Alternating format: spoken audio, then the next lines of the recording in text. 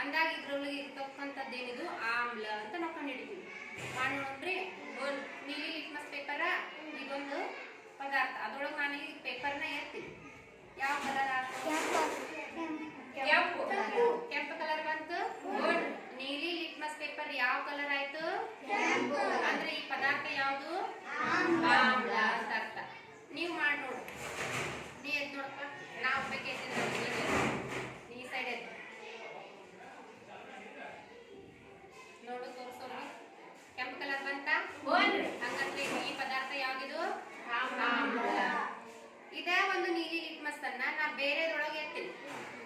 ಇದೇನಂತ ನಮ್ಗೆ ಗೊತ್ತಿಲ್ಲ. ಇದು ಕಲರ್ ಚೇಂಜ್ ಆಗುತ್ತಿಲ್ಲ ಅಂತ ನೋಡು. ಸೇಮ್ ಕಲರ್ ಇದ್ರೆ ಅದು ಆಮ್ಲ ಅಲ್ಲ ಅಂತ ಅನ್ಕೋಬೇಕು.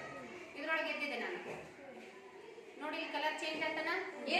ಇಲ್ಲ. ಹಂಗಂದ್ರೆ ಇದು ಏನಲ್ಲ, ಇದು ಆಮ್ಲ ಅಲ್ಲ. ಆಮ್ಲ ಅಲ್ಲ ಅಂದ್ರೆ ಇದು ಯಾವುದು? ಪ್ರತ್ಯಾಮ್ಲ.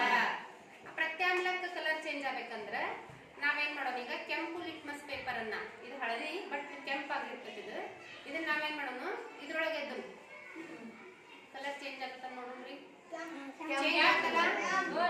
ಅಂದ್ರ ಕೆಂಪು ಲಿಟ್ಮಸ್ ಪೇಪರ್ ಇನ್ನ ಡಾರ್ಕ್ ಆಗತ್ತೆ, ಅಂದ್ರೆ ನೀಲಿ ಕಲರ್ ಬರ್ಬೇಕದು. ಇಲ್ಲಿ ನಾವು ಅರಿಶಿಣವನ್ನು ಉಪಯೋಗಿಸೋದ್ರಿಂದ ಡಾರ್ಕ್ ರೆಡ್ ಬಂದೈತಿ. ಅದಕ್ಕೆ ಇದು ಯಾವುದಂತ ಅಂತೀವಿ ನಾವು ಈ ಲಿಕ್ವಿಡ್ ಅನ್ನ? ಪ್ರತ್ಯಾಮ್ಲ. ಇದು ಯಾವ್ದಿದು? ಪ್ರತ್ಯಾಮ್ಲ. ಕಲರ್ ಚೇಂಜ್ ಆತಲ್ಲ ಅದ. ಇದ ಒಂದು ಹಳದಿ ಲಿಟ್ಮಸ್ ಪೇಪರ್ ಅನ್ನ ನಾವು ಆಮ್ಲದೊಳಗೆ ಎದ್ದಿದಾಗ ಕಲರ್ ಚೇಂಜ್ ಆಗುತ್ತಿಲ್ಲ ನೋಡು. ಚೇಂಜ್ ಆಗ್ಲಿಲ್ಲ ಅಂದ್ರೆ ಇದು ಪ್ರತ್ಯಾಮ್ಲ ಅಲ್ಲ. ಹಳದಿ ಕಲರ್ ಲಿಟ್ಮಸ್ ಪೇಪರ್ ಅನ್ನ ನಾವು ಪ್ರತ್ಯಾಮ್ಲದೊಳಗೆ ಎದ್ದಿದಾಗ ಏನಾಗತ್ತ? ಕೆಂಪು ಇದು ನೀಲಿ ಆಗತ್ತ. ನೀಲಿ ಲಿಟ್ಮಸ್ ಪೇಪರ್ ಅನ್ನ ಆಮ್ಲದಲ್ಲಿ ಎದ್ದಿದಾಗ ನೀಲಿ ಇದ್ದಿದ್ದು ಕೆಂಪಾಗತ್ತ. ಇದರಿಂದ ನಾವೇನಂತ ತಿಳ್ಕೊಂತೀವಿ? ಯಾವುದು ಪದಾರ್ಥ ಆಮ್ಲ, ಯಾವ ಪದಾರ್ಥ